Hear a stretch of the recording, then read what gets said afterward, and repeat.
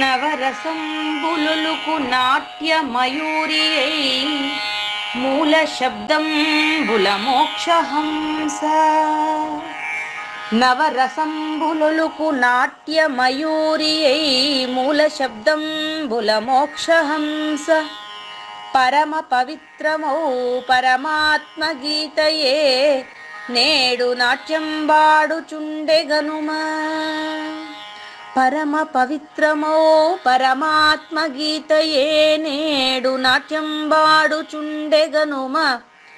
మునిరతనార్యులు మోదిల్లు శిష్యుండు, మునిరతనార్యులు మోదిల్లు శిష్యుండు సహజాచలుని కంఠ శబ్దరీతి.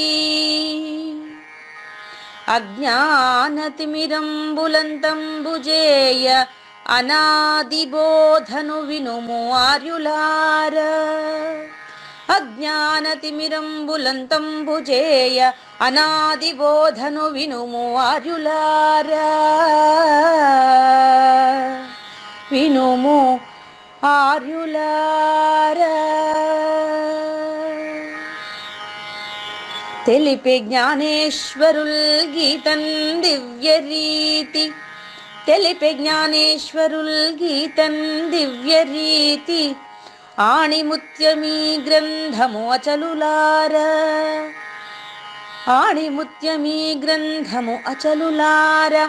ఆదరించిరి గీతను అచల ఋషులు గురుని వాక్కుగా గ్రహించి గురుతుగనుడు.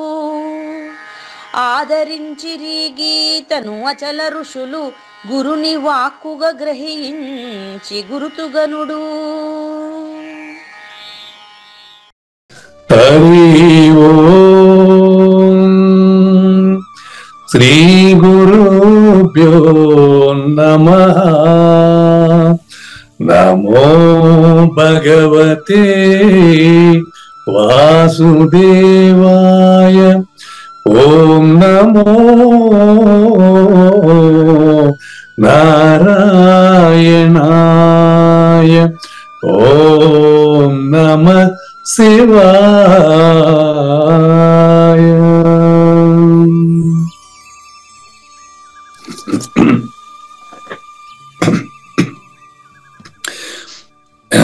ఈ గీతా జ్ఞానగిన కార్యక్రమం మొదలై నిన్నటికి 1011 రోజులైందండి. ఈ రోజు 1012వ రోజు. ఈ గీతా జ్ఞానగిన కార్యక్రమం సంకల్పించి నిర్వహిస్తున్న శ్రీ విద్యాసాగర్ గురువు గారికి, శ్రీ వెంకటేశ్వర గురువు గారికి శ్రోతలందరి తరపున ధన్యవాదాలు, వందనాలు.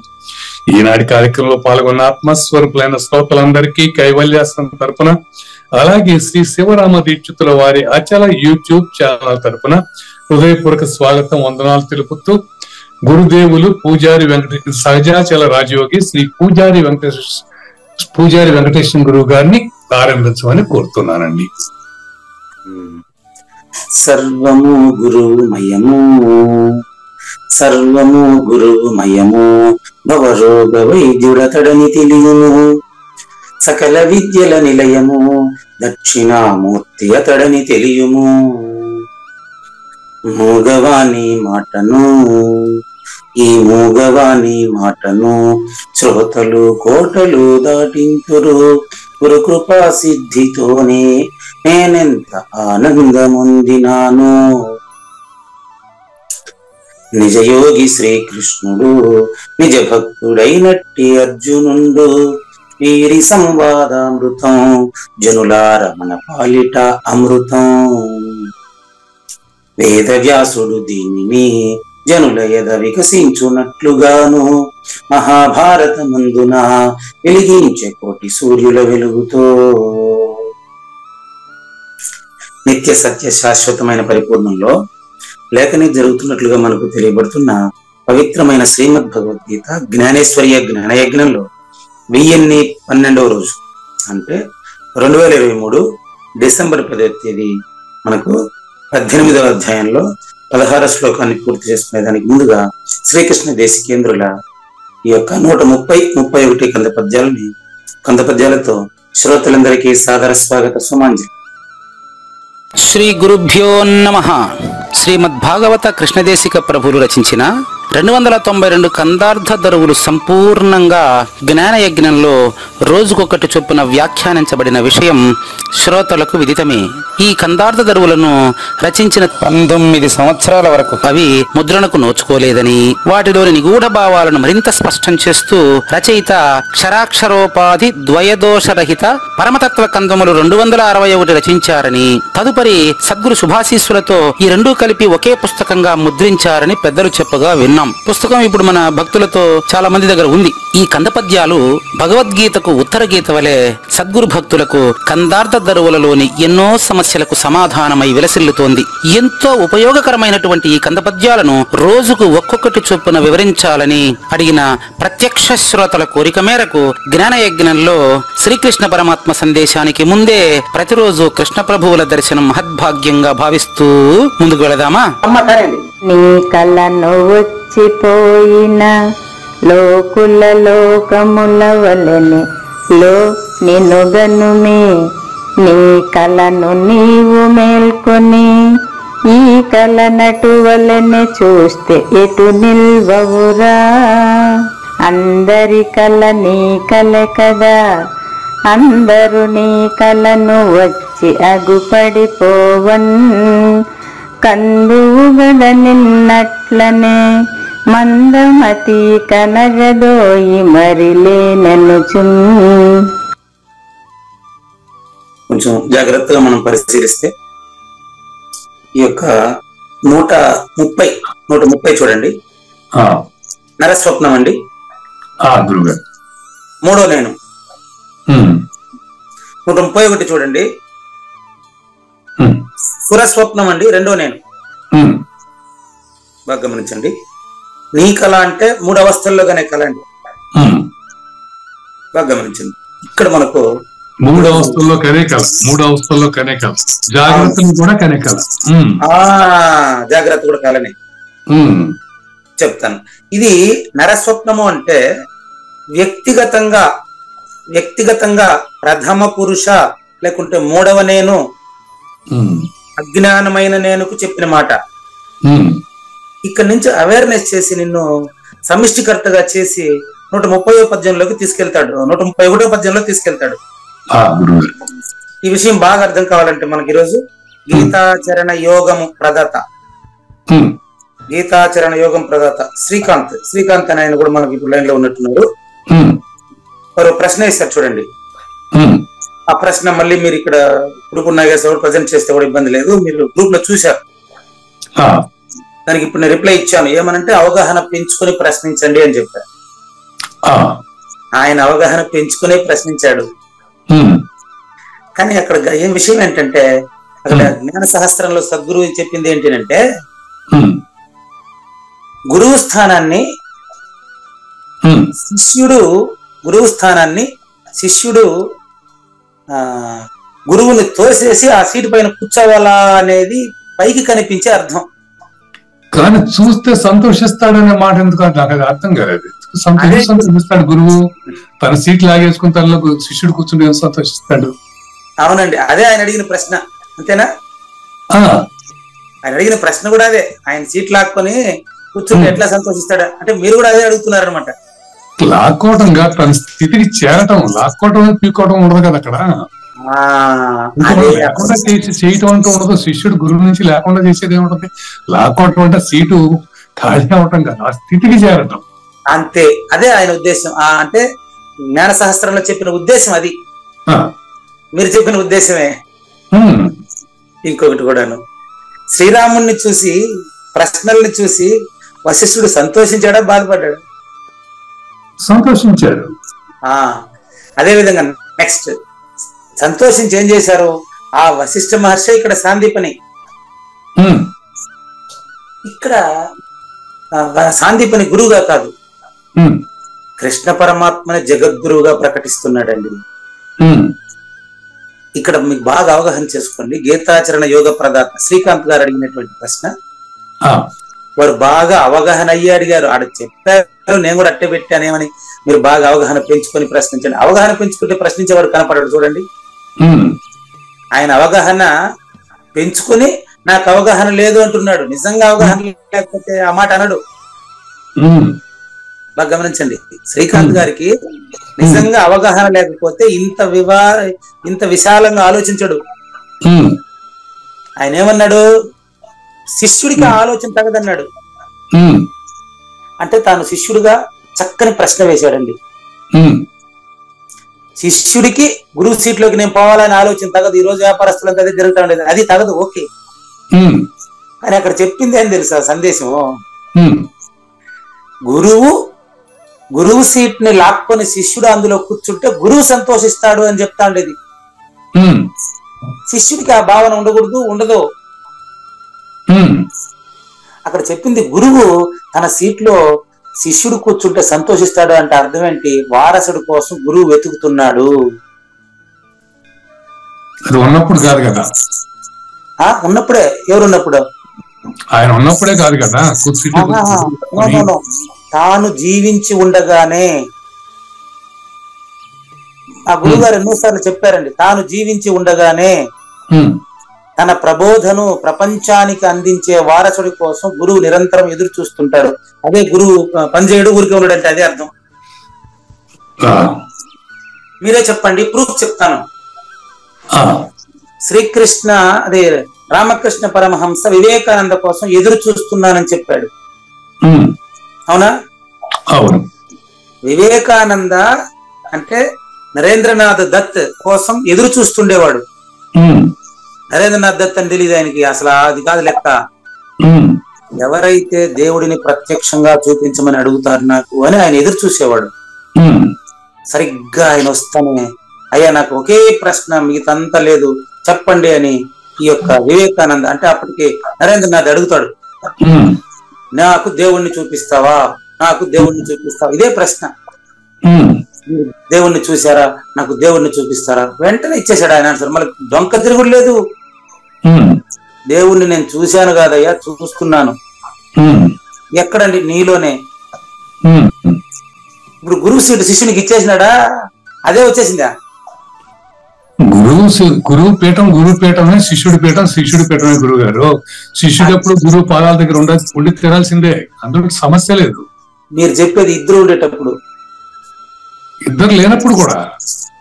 ఇద్దరు లేనప్పుడు ఇద్దరిని గురించి చెప్పేవాడు ఎవరున్నాడా? ఇప్పుడు రెండు ఒకటే, ఆ గురువు పాదాల దగ్గర శిష్యుడు అంటే ఒకే దాంట్లో ఒక స్థితి. గురువు ఒకటే అన్నప్పుడు ఇక రీప్లేస్మెంట్ అనే పదం ఎక్కడ వస్తుంది? లాభం స్థానం ఆక్రమించే పదం మాట రాదు కదా. చెప్తాను. ఒక వరలో రెండు కత్తులు పెడతావా? ఒక వరలో రెండు కత్తులు ఇమ్మడవు. అది కరెక్ట్, అది కరెక్టే. గురువు ప్రపంచానికంతా ఒకడే గురువా, 10 మంది గురువులు ఉన్నారా? గురువు ఒకళ్ళే. అది చెప్తా ఉండేది. ఆ ఒక్క స్థానాన్ని శిష్యుడు ఆక్రమించాడని శ్రీకృష్ణుడిని చూసి సాందీపని సంతోషించాడా లేదా? ఇప్పుడు ఆ రకంగా తీసుకుంటే మరి అంత నిగూఢంగా తీసుకోవాలంటే కష్టం కదా గురువు గారు. అదే ఆయన అడిగింది కూడా. అది మన వ్యవహారికంగా ఆలోచించాలి కానీ అంత బియాండ్ దట్ లెవెల్ ఆలోచించాలంటే ఎవరికి అర్థం అవుతుంది? ఇప్పుడు ఒక మఠాధిపతి ఉంటే ఆ మఠాధిపతిని పీకేసేసి ఈయన కూర్చున్నాడు అనుకోండి, శిష్యుడు, గురువు సంతోషిస్తాడా? అది శిష్యుడి వైపు నుంచి ఆలోచిస్తే మీరు చెప్పేది. గురువు కూడా సంతోషించడు. నో, అహంకారంతో కూడింది. గురు స్థానాన్ని వీడు ప్రాక్టికల్ గా ఆక్రమిస్తుంటే అహంకారం పూరితమైంది. అది అదేనండి, అది గురు శిష్యులు ఇద్దరు ఆలోచించే మాటలు ఇవన్నీ. సద్గురు స్థానాన్ని సద్గురువు జీవించి ఉండగానే మా గురువు గారు చాలా సార్లు సంతోషపడ్డారండి. కురుపూడి నాగేశ్వరరావుని పిలిచి మరీ సంతోషించారండి. తన శిష్యుడిగా, అంతే, తన స్థితిలో వచ్చిన శిష్యుడిగా. సరేనండి, ఆయన శిష్యుడు అని మీరంటారు, నాకు గురువు అనే కదా అంటాను. అవును, నాకు గురువు అనే అంటాను. అదే చెప్తున్నాను మీకు. మా గురువు గారు ఇలా చెప్తారండి ఆయనకి. ఏమనంటే మా గురువు గారు అంటే ఇప్పుడు ఎవరినైనా పరిపూర్ణ దయానిధి వై హరి గారిని కూడా అడగండి, అదే చెప్తారు. ఏమంటారంటే, ఆహా, సచ్చిదానంద పగడాల వెంకటేశ్వర అవధూత ఆశ్రమం అంటే విజయవాడలో ఉండేద్దా, ప్రపంచానికి తెలిసిండేది ఇప్పటికే? ఇక్కడ మారుమూలలో ఎక్కడనో చిత్తూరు జిల్లాలో కేవీపీపురం మండలం ఆర్య గ్రామంలో కాళహస్తికి విసిరేసినంత దూరంలో, 30 కిలోమీటర్ల దూరంలో ఉండే ఈ కుగ్రామం, ఈ ఆశ్రమం ప్రపంచ స్థాయిలో తెలియబడుతూ ఉంది అంటే నాకు ఏం కావాలనైనా వెంటనే ప్రకటించారు. మళ్ళీ మిగతా విషయం పక్కన పెట్టేయండి. గురుగారు పరిపూర్ణ దయానిధి వై హరిహాశ్రమంలో పిలిచి అందరినీ 7 పీఠాలు ఉన్నాయి గురువు గారికి. 7 పీఠాల అధ్యక్షుల్ని పిలిచి ఇంకా మీదట మీరు 7 మంది కూడా పూజారి వెంకటేశ్వర గారు ఏం చెప్తే అదే రకంగా వెళ్ళండి, నాకు జ్ఞానానికి వారసుడు నా శిష్యుడే. వచ్చే సంవత్సరం 4 గంటలు, ఇప్పుడు ఆయన కాలధర్మం చెందక ముందు 4 గంటలకు ముందే ప్రకటించాడు. ఏమనంటే వచ్చే వార్షిక పూజకు ఈ ఆశ్రమానికి నేను వస్తానో రానో తెలియదు, ఇక్కడ నుంచి పూర్తిగా పూజారి వెంకటేశం గారు ఏం చెప్తే అన్ని పీఠాలు అదే వినండి. అవధూత ఆశ్రమానికి సంబంధించినటువంటి కలపల మునిరత్నం గారి ద్వారా ఏర్పాటు చేయబడినటువంటి ఆయన కూడా ఇదే చెప్పారు, మీరు చెప్పిందే. ఆయన గురు బాలాజీ సింగ్ గారి ద్వారా, బాలాజీ సింగ్ అని పేరు పెట్టుకుంటాంలే, బాలాజీ సింగ్ గారి ఆశ్రమం, పుల్లమనాయుడు కండిగా, తర్వాత ఇంకా చాలా ఉన్నాయి కదా, అన్ని కూడా వెంకటేశం గారు చెప్పినట్టే మీరు వినాలి,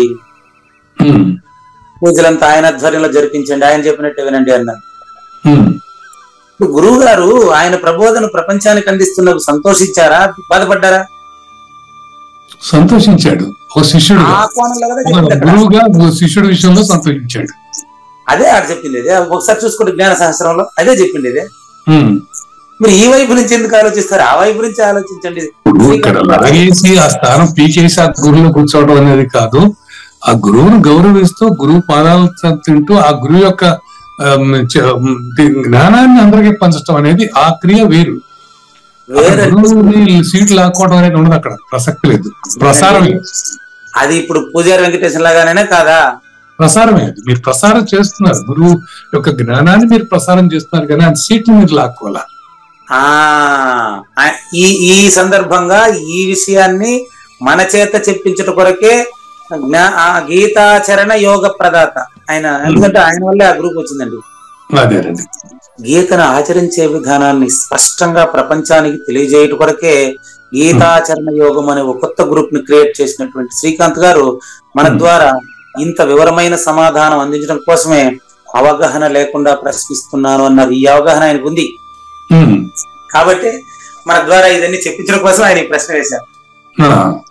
అటువంటి సరైన అవగాహనతో మనం ఈ 2 కంద పద్యాలను చూద్దాం. చూడండి, ఇప్పుడు మీరు 2 వైపుల నుంచి ఆలోచించండి. ఒకటి శిష్యుడి వైపు నుంచి, అది 130.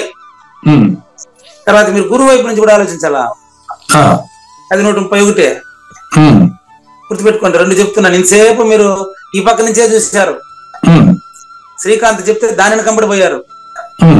నేను ఒకడున్నాను ఈ పక్క 25లో కూర్చొని చెప్తాండా, ఇది కూడా అండి 20లో లేదు చెప్పండి. 25లో ఒకడు కూర్చొని చెప్తాండా, ఏనండి శూన్య సింహాసనం పెట్టుకొని కూర్చోండా. చెప్పండి. కలపల మునిరత్నం గారు శూన్య సింహాసనం అందించిపోయినారు కదా, అది పెట్టుకుని కూర్చోండి. అది కూడా ఒకసారి చూడండి. చూడండి, శ్రీకాంత్ గారు ప్రశ్నించింది వ్యష్టి నుంచే అండి. నేను చెప్తా ఉండేది సమిష్టి నుంచే అండి. నీ కళను వచ్చిపోయినా, రాత్రి మీరు కలగనేటప్పుడు కళ్ళలో ఎంతమంది వచ్చారో అవన్నీ కూడా లోకుల లోకముల వలనే లో నిన్ను గనుమీ, ఇక్కడికి నిన్ను సమిష్టిలోకి తెచ్చేశారు. చూడండి ఎట్లా తెచ్చారో చూపించేదా. గురువు శిష్యుడు ఇద్దరు లేరు ఇక్కడ, బాగా గమనించండి. ఇంతసేపు మాత్రమే గురు శిష్యులు ఇద్దరు. ఇప్పుడు శ్రీకాంత్ గారి కృప వల్ల, మనం గీతాచరణ యోగ ప్రదాత కృప వల్ల మన ఇద్దరు ఒకటే అయినాం. ఈరోజు శూన్య సింహాసనం పైన కూర్చోండి చెప్తా, మీరు వచ్చి 25లో కూర్చోండి చెప్తా. అప్పుడు మీరు నాగేశ్వర ప్రసాద్ గా ఉండేటప్పుడు అది 3 అవస్థలకు సంబంధించిన వ్యవహారం. 3 అవస్థల్లో దేనికి అది నిజమనుకుంటారు. ఇప్పుడు మీరు శూన్య సింహాసనం పైన ఉన్నారు. లోకుల లోకముల వలనే, అందరి లోకులు లోకాలన్నిట్లో కూడా నాగేశ్వర ప్రసాదులుగానే కలే కదా కన్నారా వ్యష్టిగా.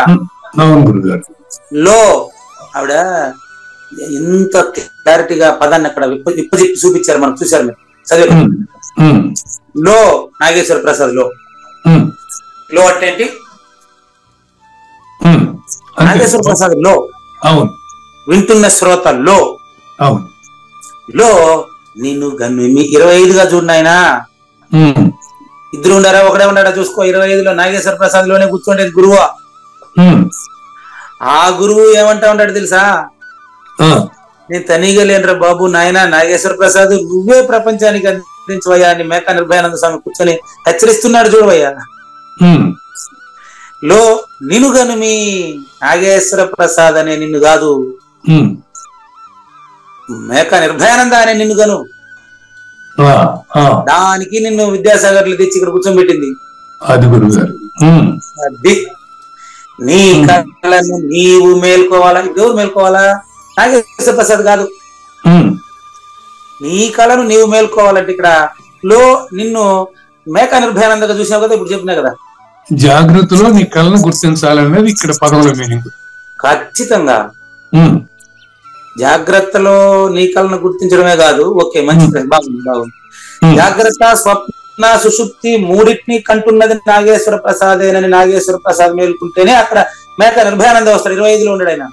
అది కరెక్ట్. ఇప్పుడు మేకా నిర్భయానంద గారి లాగా ఉండి నీ కళను నీవు మేలుకుంటే ఇప్పుడు ఈ కళ ప్రపంచం అనే కళ, ఈ కళను అటువలే చూస్తే ఇప్పుడు నాగేశ్వర ప్రసాద్ నిలుస్తావా? అది ఎట్ట నిలబడవో మళ్ళీ నెక్స్ట్ పద్యానికి పోతున్నాం. జాయింట్ ఈరోజు 1, 2 ఒకేసారి చెప్తాయి వాళ్ళ. నెక్స్ట్ అది పెట్టండి, 131 పెట్టుకోండి. ఇప్పుడు చూడండి, అందరి కళ నీ కళ కదా. ఇప్పుడు చూడండి, నాగేశ్వర ప్రసాద్ వైపు నుంచి చూసినావు అనుకో, నువ్వు వేస్ట్ అయిపోతావు, నీకు జనన మరణాలు ఉంటాయి. అందరి కళ నీ కళే కదా అంటే ఇప్పుడు మేకా నిర్భయానందని నువ్వు సమిష్టికర్తగా చూడు. ఆయన సమిష్టికర్తగా కూడా ఇప్పుడు లేడు అనుకోండి, ఆయనకు అది తెలుసు, ఆయన తెలిసిన వాళ్ళకి తెలుసు. అందరి కళ నీ కళే కదా. అందరూ కంటా ఉండే కళకు మహాకారణ శరీరం ప్రకారం, నేను ఇందాక చెప్పిన శూన్య సింహాసనం ప్రకారం అందరి కళ ఆకాశానిదే కదా. ఆకాశం గురించి రేపు వస్తుందండి, ఆకాశం గురించి రేపు కందపద్యం చెప్తుంది. అందరి కళ నీ కళే కదా అంటే ఇప్పుడు నువ్వు సమిష్టికర్త కింద చూసినావంటే నువ్వు నాగేశ్వర ప్రసాద్ కాదు. అందరూ నీ కళను వచ్చి అగుపడిపోతున్నారు. ఇక్కడ చెప్తా ఉండేది సురస్వప్నం అయ్యా. సురస్వప్నంలో కనేవాడు తనీగా ఉండడు. అవును, అది అట్ట పట్టుకోండి. ఎందుకు ఇప్పుడు మీరు ఉండడానికి ఎందుకు చెప్పారు తెలుసా? చెప్పింది నాగేశ్వర ప్రసాద్ అనే దేహంతోనే. అక్కడ సద్గురుమూర్తి మీ యొక్క ఆయన మేకా నిర్భయానందని పెట్టుకున్నారు కాబట్టి అవును కదా, అణువు నేనే కదా అని మీకు అర్థమైపోయింది. అక్కడ నాగేశ్వర ప్రసాద్ కనపడడు, మేకా నిర్భయానంద ఉంటాడు. ఎట్లుంటాడు తెలుసా? తల్లి, తండ్రి, నిర్భయానంద ముగ్గురు ఆడు ఉన్నాడు. చూసుకోండి, ఇప్పుడు మీ అమ్మగారు మీకు పవిత్రమైన మానవ జన్మని ఇవ్వబట్టే మేకా నిర్భయానంద. మీ తండ్రి అమ్మగారిని పరిణయం ఆడడం పట్టే మేకా నిర్భయానంద దొరికారు మనకు. తర్వాత మీ నాగేశ్వర ప్రసాద్ మూడో ఆయన కాబట్టి పార్వతి అమ్మ, పరమేశ్వరుడే తండ్రి, నాగేశ్వర ప్రసాద్ గురువు, సారీ మేకా నిర్భయానంద గురువు. వీళ్ళ ముగ్గురిని వదిలిపెట్టి మీరు ఆడ చూపించండి. అంతేనా? అంతేనండి, క్లియర్ గా ఉంది గురుగారు. పార్వతీ పరమేశ్వరుల అర్ధనారీశ్వర తత్వమే అమ్మ నాన్న. అవును, వింటున్న ప్రతి శ్రోతకి వర్తిస్తుందా? మీకు ఒకరికేనా ఇది? అందరికి. కాబట్టి పార్వతీ పరమేశ్వరులు అనేటువంటి అర్ధనారీశ్వర తత్వము అమ్మా నాన్నగా చూస్తే మరి మేకా నిర్భయానంద మీలో నుంచే చెబుతున్నటువంటి గురుతత్వాన్ని ఒకసారి చూసినప్పుడు శూన్య సింహాసనం అధిష్ఠించి చెప్పకనే చెబుతున్నాడు. మోగవాడి మాట ఇది గుర్తుపెట్టుకోండి. మూగవాడి మాట అంటే పూజారి వెంకటేశం మాట కాదు, గురువు మాట అని అర్థం.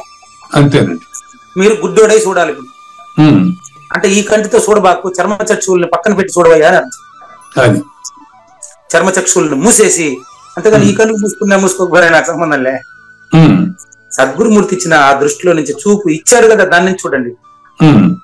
అందరి కళ నీ కలే గదా అంటే శూన్యుడు గంట ఉండే కళ.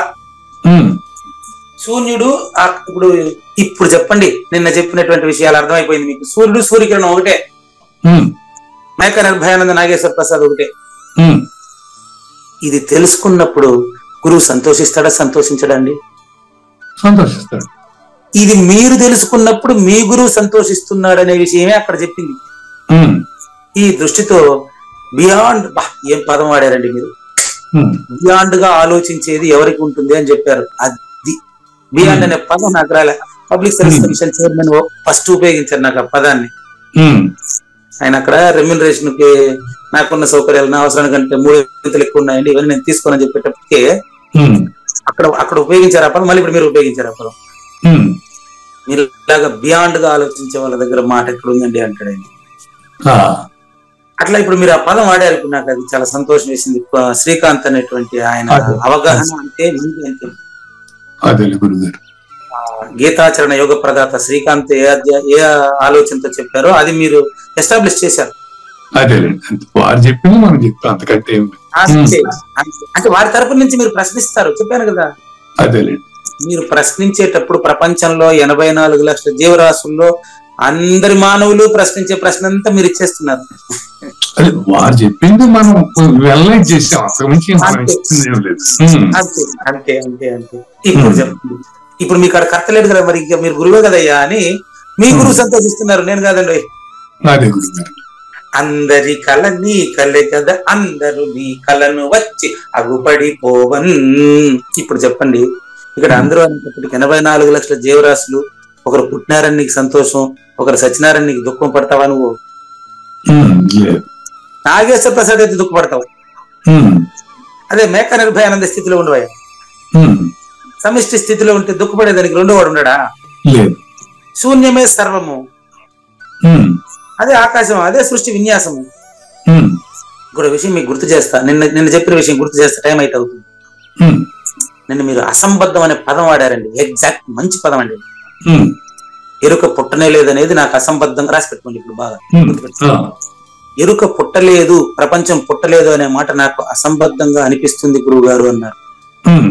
ఇప్పుడు మీ గురువు గారు మేలుకున్నారయ్యా.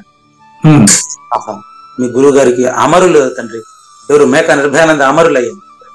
గురువు గారు చెప్పండి. మరణమే లేదయ్యా. చూడండి, ఆయన చెప్తారు, ఇప్పుడు వినండి కావాలంటే. మీ ప్రశ్న ఏంటి? పరిపూర్ణంలో ఎరుక పుట్టలేదనేది అసంబద్ధంగా అనిపిస్తుందా మీకు? ఇది మీ నుంచి రాలేదండి, ఆయన మేక నిర్భయానంద గారు వేసిన ప్రశ్నేనండి. దీనికి ప్రూఫ్ చెప్తాను మీకు. మనం రాసుకున్నది పరిపూర్ణ దర్శిని, అంతకుముందు ఇలపకుర్తి. పొన్నాల రాజయోగి వంశానికి మకుటాయమానంగా వెలుగుతున్నాయని ఇలపకుర్తి. పొన్నాల రాజయోగి సాంప్రదాయాన్ని దశ దిశలా వ్యాప్తి చెందింపజేసిన ఇలపకుర్తి. ప్రస్తుతం సీతారాం ప్రభ ఎడిటర్ అయినటువంటి మంచిరాజ్ శ్రీనివాసమూర్తి గారి గురువు గారు ఆయన. వారి యొక్క పరిపూర్ణ దర్శనం చదివానండి నేను. అందులో రాస్తాడు, మొదటి 2-3 పేజీల్లోనే ఉండదు ఈ విషయం. సృష్టికి మూలమైనటువంటిది నాసదీయ సూక్తం, ఋగ్వేదం 10వ మండలం నాసదీయ సూక్తంలో విషయాలను చెప్తాడు ఆయన అనుభవాన్ని. పరిపూర్ణం ఇలపకుర్తి వారికి అనుభవం అండి. ఇలపకుర్తి రామచంద్రరావు అనేటువంటి అచల పరిపూర్ణ సద్గురుమూర్తి అచల ఋషికి పరిపూర్ణ అనుభవమే. ఎస్. మేక నిర్భయానంద కూడా అనుభవమే. ఎస్. ఎట్లా ఇప్పుడు చెప్తాను చూడండి. ఇప్పుడు చెప్పండి, ఇలపకుర్తి వారు చెప్పిన దాన్ని మేక నిర్భయానంద స్వామి నా దగ్గర చెప్పిస్తున్నారు. క్లియర్? అంతే గురుగారు. ఇప్పుడు మనం ఎక్కడున్నాం? ఇక్కడ లేవు, గుర్తుపెట్టుకోండి. పరిపూర్ణంలో ఎరుక పుట్టలేదు, ప్రపంచం లేదు అనేది మీకు అసంబద్ధంగా అనిపిస్తుంది, అంతేనా? దీనికి సమాధానం మీకు ఇలపకుర్తి రామచంద్రరావు గారు రాసిన పరిపూర్ణ దర్శనం అనే గ్రంథంలో మొదటి 4-5 పేజీల్లోనే ఉందండి. ఏముందంటే, అసలు సృష్టి అనేటువంటి పదము పరిపూర్ణ సిద్ధాంతంలో అసంబద్ధము అని రాశారు. ఇప్పుడు అది గుర్తొచ్చేసి, ఎందుకంటే పూర్ణమునందు ఎరుక పుట్ట లేదనే శివ రామదీక్ష అని చాలా సార్లు పాడుకున్నాం మనం. పరిపూర్ణ దర్శనంలో ఉంది అది. కాబట్టి పరిపూర్ణం అనేటువంటి పదం ఏమిస్తుందంటే, పూర్తిగా ములుగుచ్చడానికి సంధి లేకుండా ఉండే తత్వంలో పరిపూర్ణంలో, అటువంటి పరిపూర్ణంలో ఎరుక విచారించిన తర్వాత ఈ నిజం తేలుతుంది అని ప్రారంభంలో మొదలచలము నిరిగించదాని సూత్రం తిరిగిచేశారు. తర్వాత విచారింపు చేశారు. పుస్తకం అంతా 300 పేజీల పైన ఉండేది.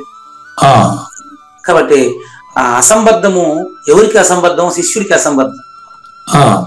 శిష్యుడికి అసంబద్ధం. ఎందుకంటే అరే ఇంత స్పష్టంగా నామరూపాలు కనిపిస్తా ఉంది, ఈయన గురువు, ఆయన శిష్యుడు, ఇది పీఠం, ఇది మఠము, ఇది ఆకాశము, ఇది భూతము, ఇది గాలి, ఇది నీళ్ళు, ఇదంతా కనిపిస్తుంది కదా అని చెప్పేవాడు గుర్తిరిగేవాడు. కాబట్టి పరిపూర్ణంలో ఎరుక అసంబద్ధంగా అనిపించేది ఎవరికి అంటే ఎరుకను ఫీల్ అవుతున్న వాడికి. దానికి ఇప్పుడు ఉదాహరణ సింపుల్ గా చెప్పేస్తా చూడండి. ఇంకా కూడా మీ ఫేస్ లో క్వశ్చన్ మార్క్ నాకు కనిపిస్తా ఉంది. చెప్పండి. ఉంది క్వశ్చన్ ఇప్పుడు తీసేస్తా. మీ క్వశ్చన్ మార్క్ ఇప్పుడు పెరిగేస్తాను చూడండి. ఇప్పుడు మీరు నిద్ర అనుభవం మీకుంది, గాఢ నిద్ర అనుభవం మీకుంది, నిజమే. గాఢ నిద్రలో నాగేశ్వర ప్రసాద్ లేదు అని నేను చెప్పడం మీకు అసంబద్ధంగా ఉంది కదా? అవును. ఎస్, క్లియరా? క్లియర్ అండి. ఇప్పుడు మీ క్వశ్చన్ మార్క్ తీసేస్తున్నా, మీ క్వశ్చన్ మార్కే తీసేస్తున్నా. మళ్ళీ చూడండి, గాఢ నిద్రలో కావూరు నాగేశ్వర ప్రసాద్ లేడు అంటున్నాను, పుట్టలేదనలేదు, లేదు అంటున్నాను. లేదు అనేటువంటి విషయం మీకు అసంబద్ధంగా అనిపించినప్పటికీ మీరు ఒక్కసారి గాఢ నిద్రలోకి పోయి గురువు గారు నేను లేదన్నాను కదా, ఏది నేను ఉన్నాను అని మీరు ఒకసారి చెప్పండి. చెప్పలేం. మరి అదే నా పరిస్థితి కూడా. అట్లాంటిది పరిపూర్ణం. అది గాఢ నిద్ర వలెను అనిపించు, అది అచల పరిపూర్ణము. క్లియర్గా ఉందా?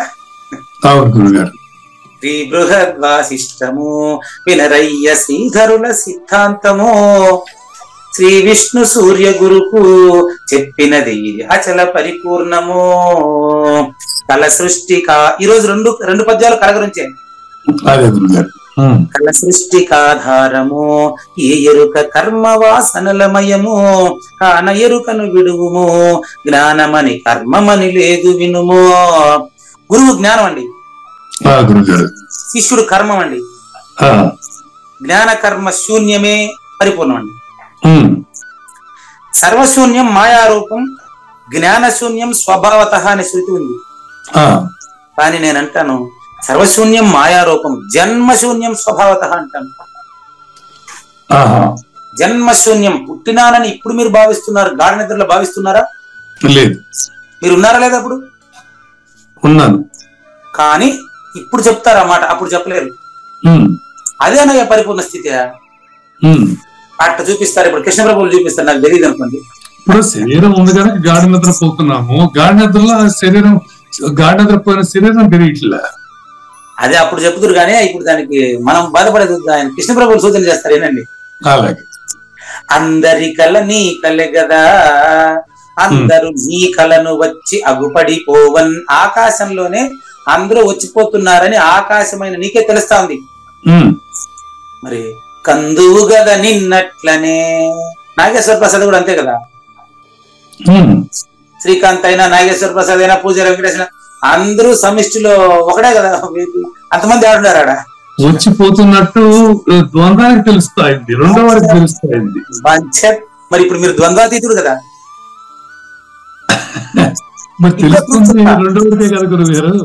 నేను ప్రూఫ్ చెప్తాను. ఏదైనా ఒకటి తెలుసుకుంటున్నావు అంటే దానికంటే వేరుగా ఉండేదాన్నే నువ్వు తెలుసుకుంటావు. నీకంటే వేరుగా ఉండే ద్వంద్వాన్ని నువ్వు తెలుసుకుంటున్నావు అంటే నువ్వు ద్వంద్వాతీతుడయ్యా బాబు. నువ్వే పరిపూర్ణుడు తండ్రి, తత్వమసి, నువ్వు పరిపూర్ణుడు. నీ నిజ రూపం అచలో నాయన, అక్కడ నేను లేదయ్యా. నువ్వు నన్ను చూసినావంటేనే నీకు ఎరుకొచ్చి కూర్చుంటది. నిన్ను చూస్తే పరిపూర్ణమే. మొదటి నిన్ను చూడు అయ్యా. మంచి బాగుంది మీ విచారం, బ్రహ్మాండం.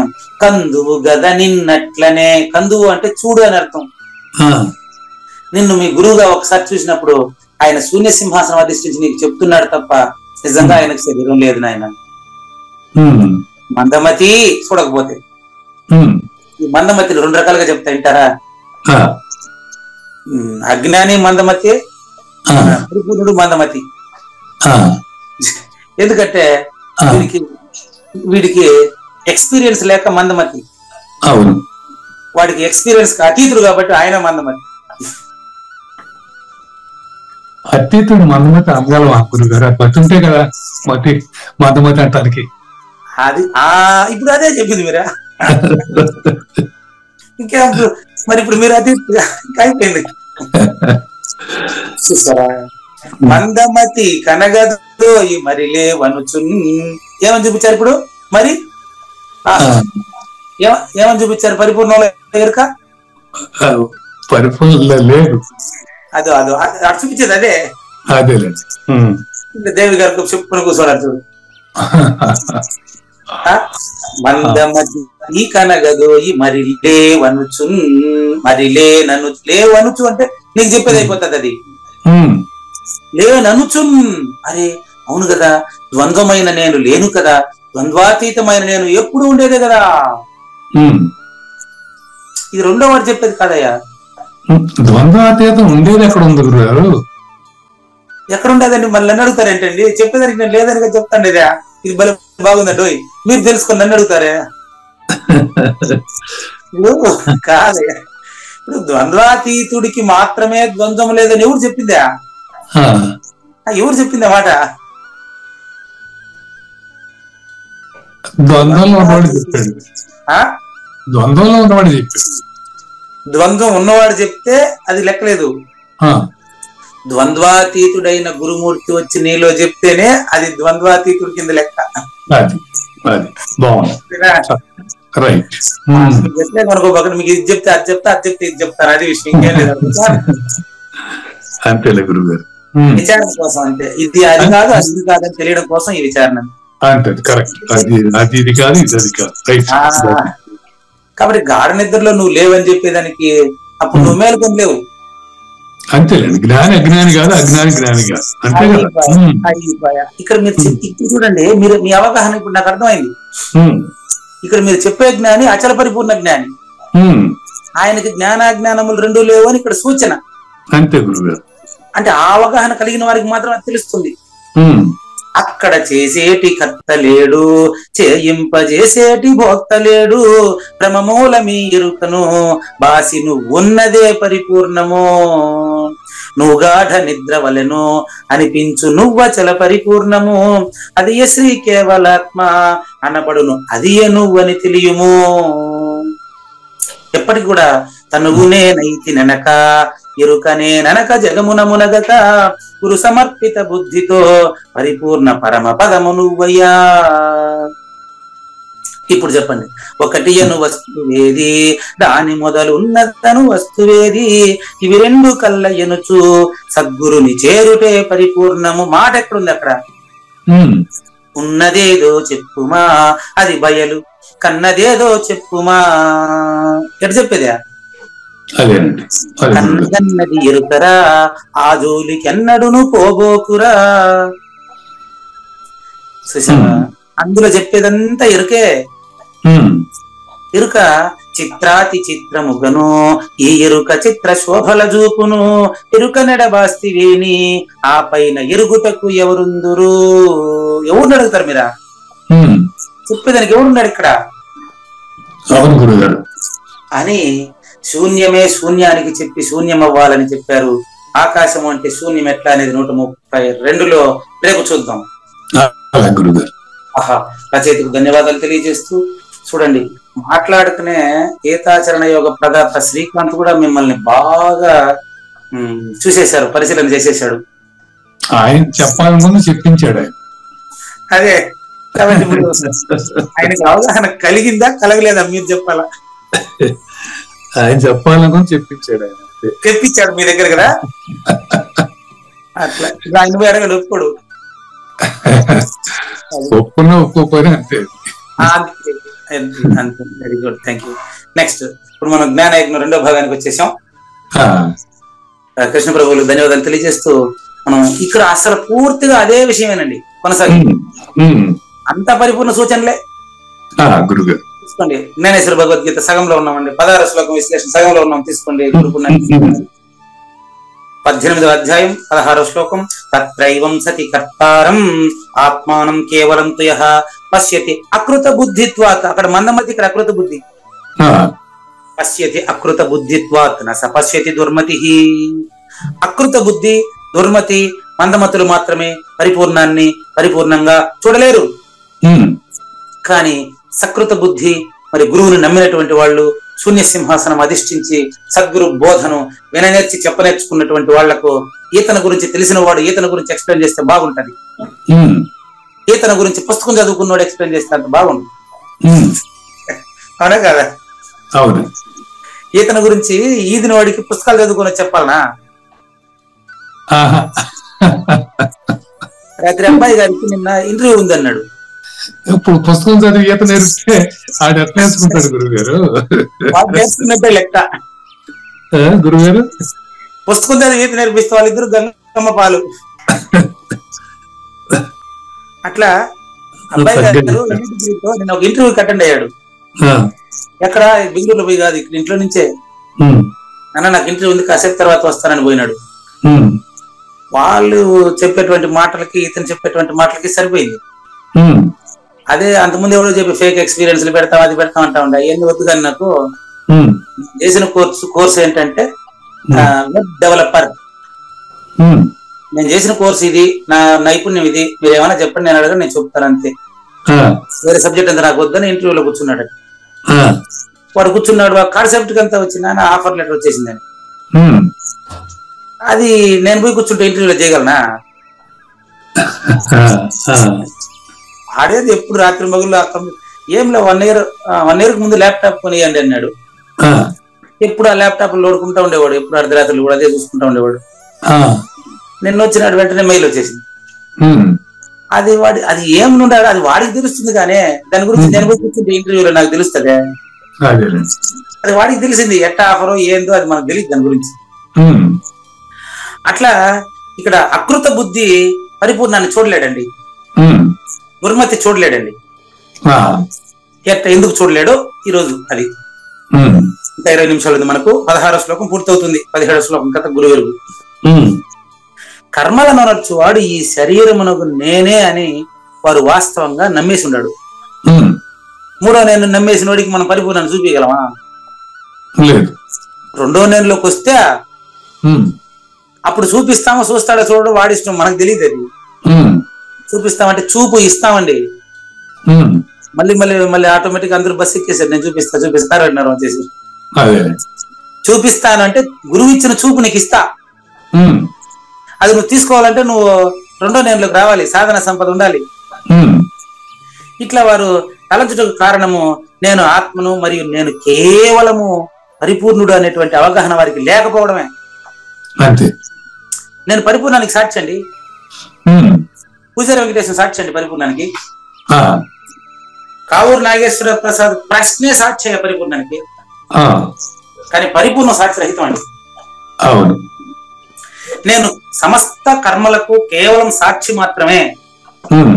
నేను పరిపూర్ణానికి ఇరుకకు మధ్యలో ఉన్నాను. నాది శూన్య సింహాసనము, నాకేమి తెలీదు, నేను అమాయకుడు, నేను అప్రయోజకుడు, నేను సాక్షి అనేటువంటి విషయం వాడు చెవిని పడితే ఒప్పుకోడు. వాడు నాకు ఆ దండికి తెలివి ఉంది కదా, నేనెట్ట అమాయకుడు అంటారు. అరే నాయన, అమాయకుడు అంటే తెలివి లేనివాడని కాదు, మాయాతీతుడని అర్థం అమాయకుడు అంటే. అప్రయోజకుడు అంటే నన్ను అంత పెద్ద తప్పు మాట్లాడతావా అని అనేది కాదు. అప్రయోజకుడు అంటే అర్థం ఏంటంటే ఏ ప్రయోజనం ఆశించని వాడని అర్థం. నిన్న పోలీస్ స్టేషన్ లో పెద్ద గొడవ జరిగింది. ఎదుగునే పోలీస్ స్టేషన్, నిన్న పోలీస్ స్టేషన్ లో పెద్ద గొడవ జరిగాయి. ఆయన ఏదో బండ బూతుగా తిడతాడే పాపం. అయితే కొట్లాడుకుందామా కూడా అనే, కొట్లాడుకోవాలంటే ఇద్దరు కావాలి కదా అయ్యా అంటే గుమ్మని కూర్చున్నాడు. కొట్లాడుకోవాలంటే మన ఇద్దరు కావాలి కదా, నా బదులుకు నువ్వే మాట్లాడుతున్నావు కదా, ఇప్పుడు ఎవరు కొట్లాడాలని అడిగినా నేను. ఆయన గుమ్మని కూర్చున్నాడు పాపం ఎస్ఐ ముందరనే. అంటే ఎందుకు ఆయనకు అర్థం కాలేదు, నేనేం మాట్లాడుతున్నా ఆయనకు అర్థం కాదు అది విషయం. కాబట్టి నేను సాక్షి అంతేనండి, నేను శూన్య సింహాసనంలో ఉన్నాను. ఈ విషయం ఆ మూడో నేనులో ఉండేవాడు గురుముఖంగా విచారించకపోతే వాడు చెవిలో కూడా వేసుకునేది ఇవంతా. ఇందువల్ల అతడు అపారమైనటువంటి ఆ పరిపూర్ణాన్ని ఈ స్వల్ప దేహంతో కొలిచే ప్రయత్నం చేస్తాడు. ఇది మనం చేసే పని. నాకెట్ట తెలియాలండి పరిపూర్ణం, నాకెట్ట తెలియాలంటాడు. వీడికెట్ట తెలుస్తుంది? నేను పెట్టాను కదా మీకు, పరిచ్ఛిన్నమైందంటే వీడికి తెలుస్తుంది. ద్వంద్వంలో ఉండేవాడికి ద్వంద్వమే తెలుస్తుంది అయ్యా. ద్వంద్వాతీతుడికి ద్వంద్వం లేదు. ప్రూఫ్ ఏంటంటే నిద్రపోయిన వాడికి మెలకు లేదు, వాడు కూడా లేడు, ద్వయమే లేదు. ఆడ గాఢ నిద్రలో ద్వయమే లేదు. అదే గురుగారు. మరి గాఢ నిద్ర మెలకుగా ఈ ఎరుక కాదు, ఎరుక గాఢ నిద్ర కాదని ఇంత స్పష్టంగా చెప్తారు. సూచన అండి. ఇంత చెప్పుకొని తగింది ఏముంది చెప్పండి. ఇంకా ఇప్పుడు మందమతి గురించి ఎక్స్ప్లెయిన్ చేస్తారు చూడండి. నంబర్ 1, గుడ్లు గుబా పగుళ్ళు కూడా చీకటిగా చేసుకుంటారు. అది అవును, దాని స్వభావం నన్నే చేయమంటావు చెప్పు. అంతే. అవును, అట్లా ఆకాశం అందలి మీరు చెప్పినట్టు నిన్న కూడా చెప్పారు, అడిగారు మీరు. ఆకాశంలో వాస్తవికంగా సూర్యుడు ఎప్పుడు సూర్యుడిని చూడనోడికే, ఆకాశంలో సూర్యుడిని ఎప్పుడు సూర్యుడిని చూడలేదనుకో ఆయన గుంట్లో సూర్యుడుగా ఉంటే గుంటలో చెరువులో సూర్య ప్రతిబింబం నిజంగా సూర్యుడు అనుకునేస్తాడు. అవునా కాదా? అంతే గురుగారు. ఇది ఎగ్జాంపుల్ ఏం తెలుసా? గుడ్ల గూబ ఎట్లాగైతే పగలను చీకటి చేసుకునిందో, ఆకాశంలో ఉండే సూర్యుని పరిజ్ఞానం లేని వాడు ఎప్పుడు కూడా గుంట్లో అంటే నీళ్ళలో కనిపించేటువంటి బొమ్మను నిజమైన సూర్యుడు అనుకుంటాడా లేదా? అట్ట పూజారి వెంకటేశ్వర దేహాన్ని పూజారి వెంకటేశ్వర నిజం అనుకోవడం అది లేదు నాయన, మాయ యొక్క నీడరా ఇది అని చెప్తే వాడు వినడు. అంతేనండి, అంతే. కళ్ళ దోచు మాయ ఫలము, ఇళ్ళ దోచు ఛాయ ఫలము. మాయ అనేది రెండో నేను, దాని నేడే పూజారి వెంకటేశం. అవును, ఈ రెండుకి అతీతంగా ఉండేవాడే మాట్లాడుతూ ఉండే గురువు మూగోడు, వెంకటేశ్ మూగోడు, పూజారి వెంకటేశం మూగోడు. అక్కడ మాట్లాడాయన ఆయన 26 ఆయన వచ్చి మాట్లాడుతున్నాడు. దాన్ని పూజారి వెంకటేశానికి ఆపాదించబాకండి. ఎట్టంటే ఇక్కడ చెప్పినట్టే మన గుంట్లో కనిపిస్తా ఉండే సూర్యుడు నిజమైన సూర్యుడు కాదు. ఆడ కనిపించే సూర్యుడు గుంట్లో నీకు నీళ్ళలో ఉరికి కనిపిస్తా, నీళ్ళలో మునిగితే ఆయన ఏమి తడిసిపోడు. అవును, నువ్వు తడిసిపోతావు. సూర్యుడు తడిసిపోయినాడు అనుకుంటువా? లేదు, ఇట్ట కథ. అటు వాడికి ఆ నీటి గుంట ఉన్నంత వరకు సూర్యుడు ఉంటాడు. చెరువు ఎండిపోతే సూర్యుడు ఆడికి పోతాడు అడుగుతాడు వాడు. అట్లే నేను చనిపోయినాక ఆడికి పోతాను అడుగుతాడు ఈడు. అంతేనా? అవును, అంతేనండి, అంతే గురుగారు. నువ్వు పుట్టలేదా అంటుంటే చచ్చిపోయినాక ఆడికి పోతాడంటే ఈడు పుట్టింటే కదా దీనికి సాగు ఉండేది. దీనికి ఆ గుంట లేకపోతే ఆ సూర్యుడు కూడా లేకుండా పోతాడంట ఈడు. అసలు భూమికి సంబంధం లేదా? ఆ గుంట్లో నీరు కదిలితే అరే సూర్యుడు కదులుతున్నాడా అంటాడు. అది అట్లా కదిలే శరీరంలో కదలకుండా ఉండేవాడు 26వ వాడండి. అది కథ. ఇప్పుడు మరి ఒక 5 ఎగ్జాంపుల్స్ లో మీకు ఇంకా ఎక్స్ప్లెయిన్ చేస్తాడు. నంబర్ 1, ఇందాక కృష్ణప్రభువులు చెప్పిందే ఈయన తిప్పి చెప్తున్నాడు. ఈయనంతే. నిద్రించిన మనిషి మేలుకునేంత వరకు అతనికి కళ నిజమే. అవునా? అవును. అట్టాగండి. మళ్ళీ మేలుకుంటే అదంతా వద్దు. ఇప్పుడు నాకు మీరు మళ్ళీ పరిపూర్ణం గురించి ఇప్పుడు ఆలోచించబాకండి. అసలు ఇప్పుడే చెప్పాను. నిద్రించిన వ్యక్తి కలగంటా ఉండేవాడు మేలుకునేంత వరకు ఆ కళ వాడికి నిజం. నంబర్ 2,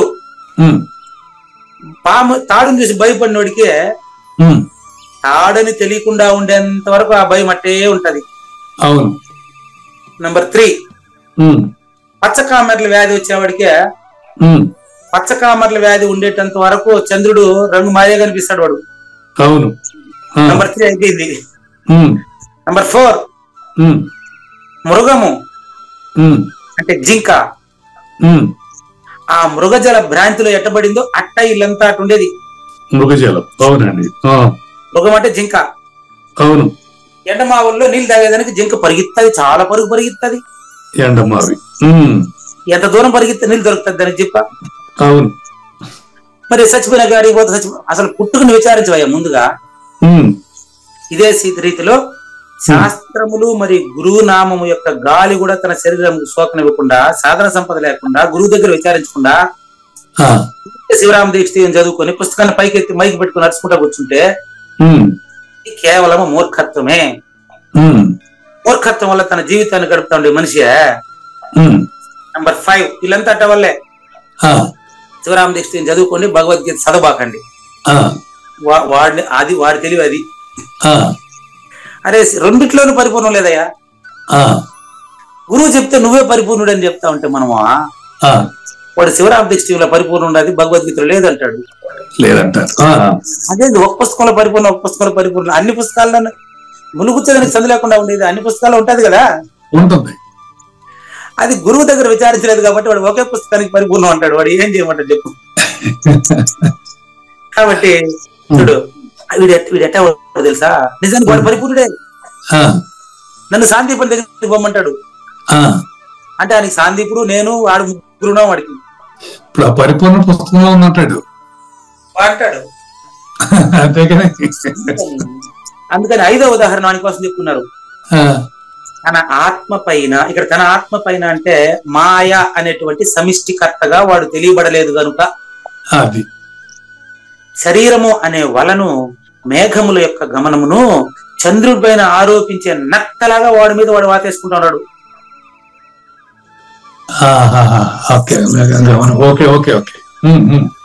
బాగా ఎక్స్ప్లెయిన్ చేస్తలే. నక్క పైకి చూస్తుందండి. నక్క పైకి చూసి ఓయమ్మా చందమామ పరిగెత్తా ఉన్నాడు నాయన, ఇది కూడా పరిగెత్తాది వెనకాల. చెప్తున్నాను. పరిగెత్తినట్టు మబ్బులు కదిలేది, అవును. చందమామ కదలట్లే, అవును. జస్ట్ ఎగ్జాంపుల్, 5వ ఎగ్జాంపుల్ అండి ఇది. అవును. ఇప్పుడు ఏ సభలోకి పోయినా శివరామ దీక్ష పుస్తకం బ్యాగులో పెట్టుకుని వచ్చేస్తాడండి. ఆ సభలో అన్నిట్లో పుస్తకం టేబుల్ మీద పెట్టుకుని మైక్ ఇచ్చినప్పుడు పైకెత్త జై సద్గురు మహారాజు జై అంటాడండి.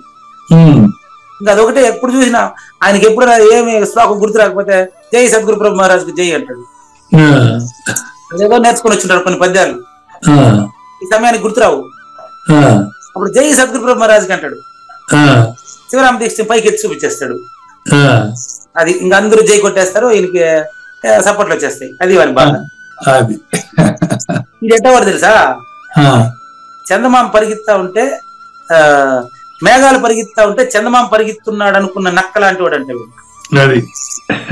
అంతటా తన ఈ దృఢ విశ్వాసం చేత ఓ కావూరు నాగేశ్వర ప్రసాద్ గారు వాడు ఈ కర్మలనే గట్టి ముడి చేత బంధించబడి ఉన్నాడని వాడు తెలుసుకోవాలా. వాడు నిన్ను మళ్ళీ సాందీపం లాంటి ఒక గురువుని ఎత్తుక్కోమని చెప్తాడండి. మేక నిర్భయానంద మీతో మాట్లాడుతాడు, గురువు కదా, అవును. మిమ్మల్ని పోయి ఇంకో గురువుని ఎత్తుక్కోమంటాడండి వాడు. మరి అవసరం ఉందండి. చూడు ఎట్లా అంటాడు తెలుసు వాడు, చిలక నలికా యంత్రం పైన కూర్చొని ఉండేటప్పుడు దాని పాదములు విముక్తములుగా ఉన్నాయి. కానీ అది అంటే ఇప్పుడు చిలక సర్కస్ లో చిలక దానిపైన సైకిల్ తొక్కుంటా ఉంటది, ఎగిరిపోవచ్చు. ఎందుకు ఎగిరిపోలేదు చెప్పండి? అది దానికి అది అలవాటు పడిపోయింది. ఈడు అట్ట అలవాటు పడ్డాడు, నక్క దానికి అలవాటు పడ్డాడు. అవును, ఒకరికొకరు అలవాటు పడ్డాడు. అది హాయిగా అడవులు ఎదురగాల్సిన కోతి వీడికి అలవాటు పడింది. అట్ట ఆ చిలక హాయిగా ఎగిరాల్సిన పక్షి చిలక వీడికి అలవాటు పడిపోయి వీడికి ఎదురుగా సైకిల్ దొక్కుంటా ఈడు చెప్పినట్టు ఇనుకుంటా ఉండదు ఆ చిలక. అది అట్లా మాయ చెప్పినట్టల్లా ఈడు ఆడుతున్నాడు అండి. అంటే కరెక్ట్గా కర్మ చేయడం అలవాటు పడిపోయాం మనం. పడిపోయినాడు. బబ్బబ్బా ఎక్సలెంట్ అండి. తాను ఈ నాళంతో పాటు బంధించబడి ఉన్నానని ఆ మనసు దృఢంగా నమ్మి ఉంది కాబట్టి చిలక కాలు ఎత్తి చూసుకోండి, అది ఫ్రీగా ఉంది, ఎగిరి వెళ్ళిపోవచ్చు. అది అదే గురుగారు పోదు. ఎందుకు పోదు? శిక్షణ. అటువంటి గురువులే మనకు దొరికితే అట్టే ఉంటాం మనం కూడా. అంతే.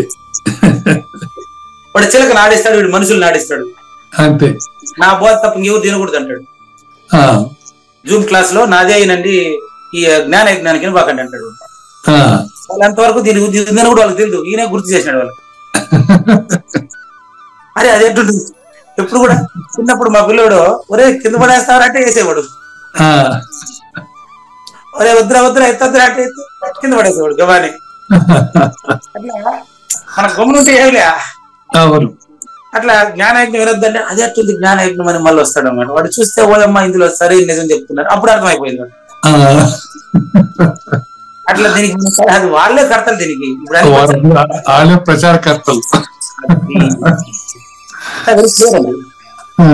ఇందుచేత ఆ చిలుక ఆ నాళం పైన పాతుకొని కూర్చొని ఉంది కదా, అట్ట ఒక ఆయన చేశాడంటే, ఏం కుడుపుడు నాగేశ్వరరావు గారు నన్ను కూడా మిగతా గొర్రెలాగా మీ గ్రూప్ లో కలుపుకుంటావా అంటాడు.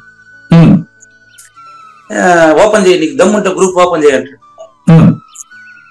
నేను ఈ జ్ఞాన యజ్ఞంలో నన్ను కూడా అందరిలా కలుపుతావు, నేను ఎట్టంటే నీకు తెలుసా, నన్ను మిగతా వాళ్ళకి ఎలా, అదే అందరు ఏదో నెంబర్ గురువు అందరి పేర్లు గురువు అని రాసుకుంటాడు ఆయన. అందరూ గురువుగానే భావిస్తాడు కాబట్టి అందరిని కలిపేస్తాడు ఆయన జ్ఞాన యజ్ఞంలో.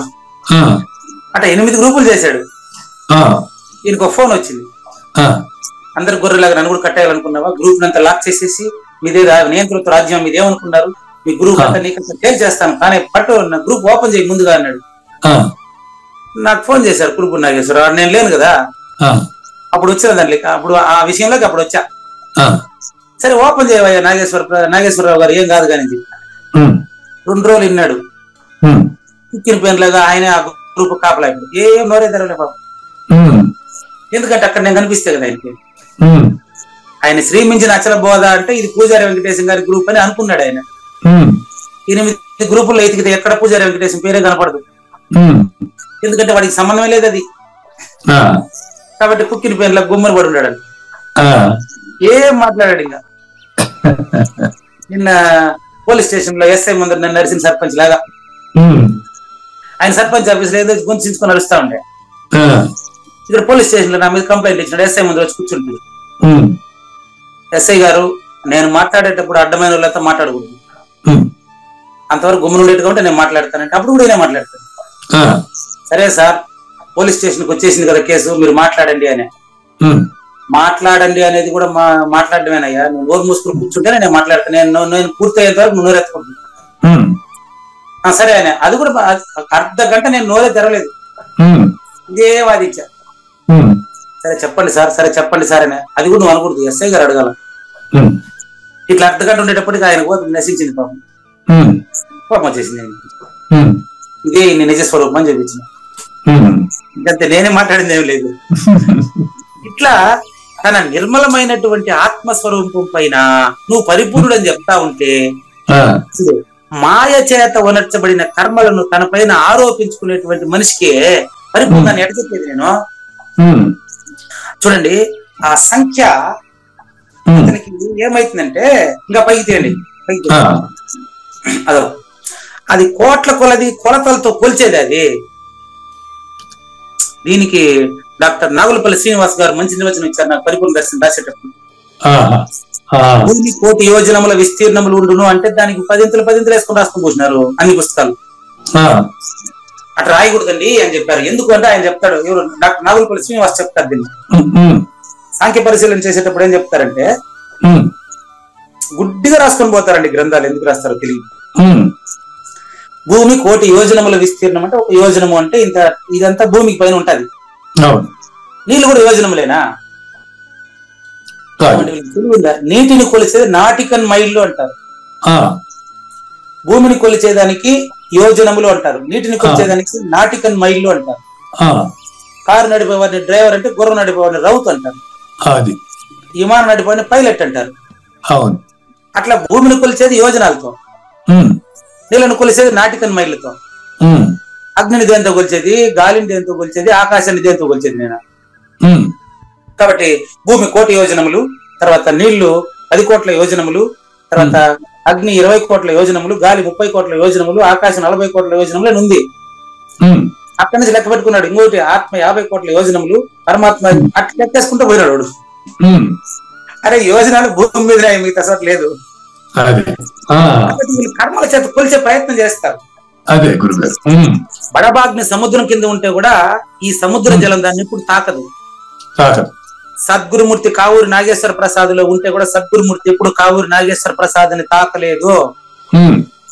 ఆ విధముగానే కర్మల చేత వ్యాప్తుడైనప్పటికీ కర్మలతో సంపర్కం లేకుండా కావూరి నాగేశ్వర ప్రసాద్ లోనే మేఘానంద ఉన్నాడు. అదే పరిపూర్ణత. అలిప్తుడై ఉండి కర్మలు చేసేటువంటి వాడిని గుర్తించేదానికి తగిన లక్షణములు నీకు ఇంక చెప్తానండి. ఇట్టిది అట్టిది అని చెప్పేదానికి కాదు, అది చెప్పేది ఇంకా 5 పాయింట్లు రేపు చెప్పి 17వ శ్లోకానికి వెళ్తాను. అంటే ముక్తుని గురించి చెప్తూ ఉంటే నువ్వు ముక్తుడని తెలిసిపోతాదండి.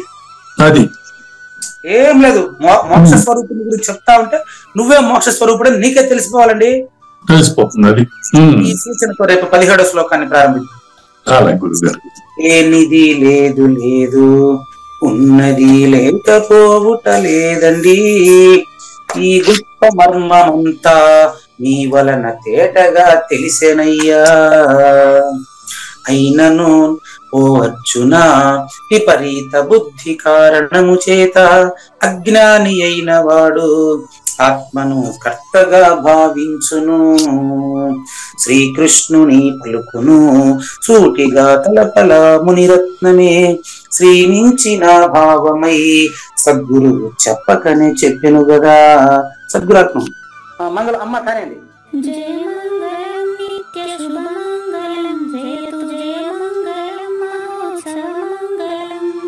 జయ మంగళం నిత్య శుభమంగళం, జయతు జయ మంగళం మహోత్సవ మంగళం.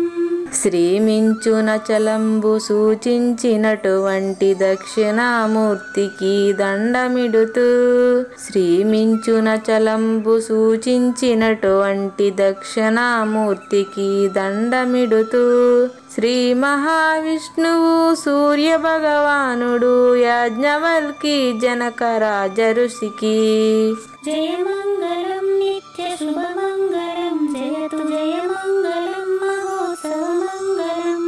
అయం వ్యర్థ బాహ్య కోపిన భవతి అనే సుఖయోగి సాంది పరుసుల వరుస. అయం వ్యర్థ బాహ్య కోపిన భవతి అనే సుఖయోగి సాంది పరుసుల వరుస. దీనినే శ్రీకృష్ణ పరమాత్మ వద్దనే ఎరిగరిగిన ఉద్ధవార్జునులకు జయ మంగళం నిత్య శుభమంగళం, జయతు జయ మంగళం మహోత్సవ మంగళం. శ్రీ అల్లమా ప్రభు బసవేశ్వరుండును బ్రహ్మానంద రామానంద స్వామి. శ్రీ అల్లమా ప్రభు బసవేశ్వరుండును బ్రహ్మానంద రామానంద స్వామి.